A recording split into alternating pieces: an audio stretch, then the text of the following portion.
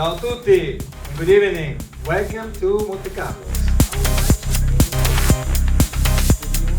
So we've just had a technical presentation in which some very intelligent men from Ducati talked to some slightly less intelligent men from the press.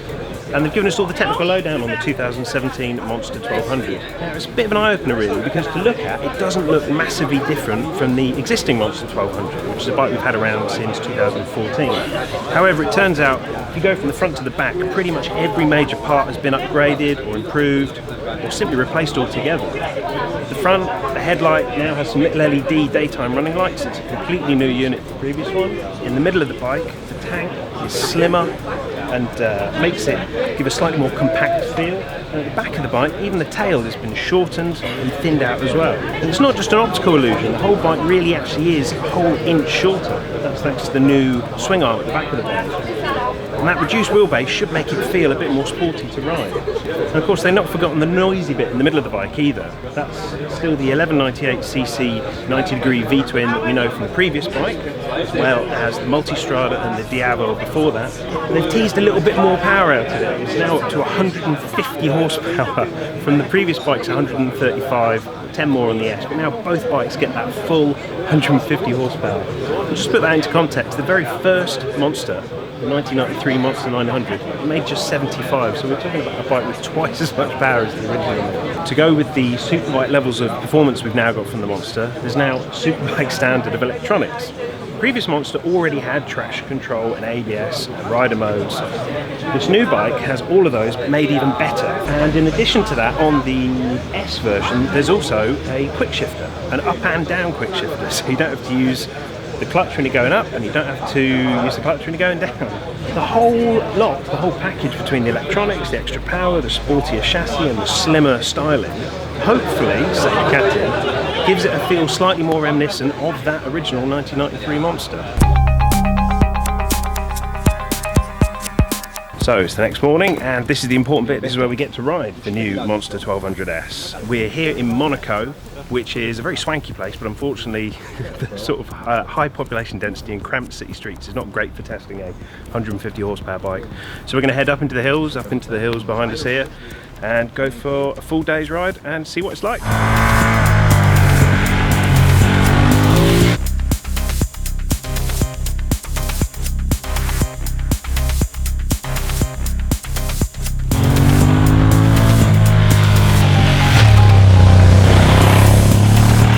After several hours, countless hairpins and a 3,000 foot climb, we've stopped for a bite to eat and a chance to collect our thoughts. Well, first thoughts are completely dominated by the engine on this bike. The 1198cc motor is an absolute peach. It feels immense.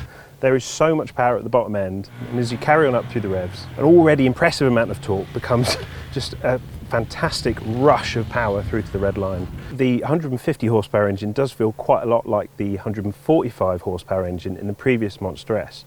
However, there are some good things we can take from this. Firstly, the throttle, the fueling stayed just as slick as it was on the previous bike. It's a really fantastically slick, smooth delivery at the bottom end. Often when you have a big, angry V-twin, things can get quite snatchy and unpredictable. But this is really intuitive and works with you. Now, what definitely does feel different is the balance of the bike. After we had the technical presentation last night, I started digging around and asking some questions, and it turns out, as well as shortening the wheelbase, they've also made some changes to the way the bike carries its way through the front and the rear wheel. They fitted a longer shock, which has pulled the tail up and made the steering angle sharper. So the previous bike carried most of its weight through the back wheel. Now it's a much more even balance, and that's something you can really feel when you're riding. It steers into corners much more easily and more neutrally than the previous bike. It's also had the effect of raising the seat up an extra 10mm, but even in its high position, and it can be lowered by about another inch, it's still a perfect height for me and my delightfully average 5'9" frame. I can still get both feet flat on the floor. And then of course there's the electronics. Now, I might have accidentally turned off the anti-wheelie and the traction control while I was fiddling around for fuel economy information or something. But what I can tell you is the quick shifter, which works both up and down, is fantastic. It lets you change gear without needing to use the clutch, and it works on part throttle or on full throttle, at little revs, at big revs, when you're slow, when you're fast. It sounds a bit of a gimmick, it might sound a bit of a luxury that you don't really need, but honestly, not having to take your hand off the bar, onto the clutch, back onto the bar, it's just a nice little luxury to not have to do that. And once you've done it once or twice, especially steaming into and out of some of these hairpins, you start to wonder why you'd ever want to go back to a bike that doesn't have one. So that's some first thoughts of the bike. Obviously we've still got the rest of the day to go out and enjoy the pleasant weather and hopefully find some faster riding and really see what this chassis is like and see how these electronics work.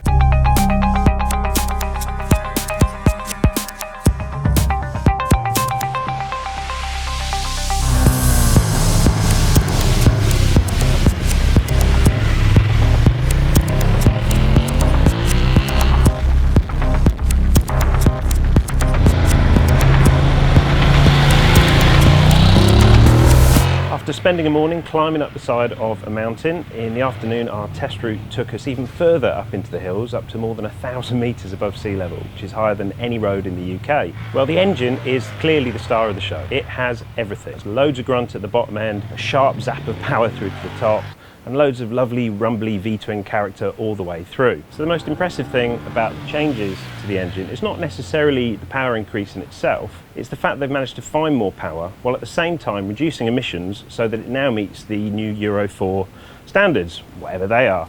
And at the same time, they've managed to make it more powerful and cleaner without losing any of the monster's manners. One other change they've made for when you're hustling it around from one side to the other is the new foot pegs. Now on the old bike, the rider's pegs and the pillion pegs were both cast in the same piece, and that meant that when you tried to ride with your toes on the pegs, you couldn't really tuck your heels in very much. For this bike, they've separated the rider and the pillion pegs, and that does give you a little bit more space to get them tucked in.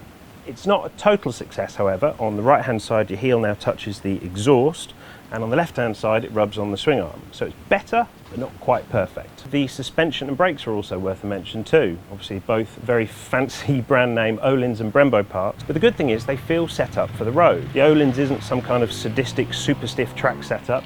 It's firm, but well damped. It never felt harsh over any of the rough road surfaces that we were on. Meanwhile, the Brembo M50 front brakes, the same that you'd find on a Panigale, have massive amounts of power and great consistency, never faded once throughout all the downhill hairpins we were riding. They don't feel grabby when you're down in the city either. As for the new electronics, well, they make life either as easy or as exciting as you want it to be. For some of the day, I rode round with all the help turned off and the throttle cranked right up to its angriest, so that I could feel the full force of that engine exploding out the slower corners. However, later in the day, I then put it back into touring mode, which calms the throttle down, adds the traction control and some anti-wheelie, and it just makes life so simple. You don't need to think about what the bike's doing, it just drives politely forwards out of the corner. The bike comes with 3 modes, sport, touring and urban.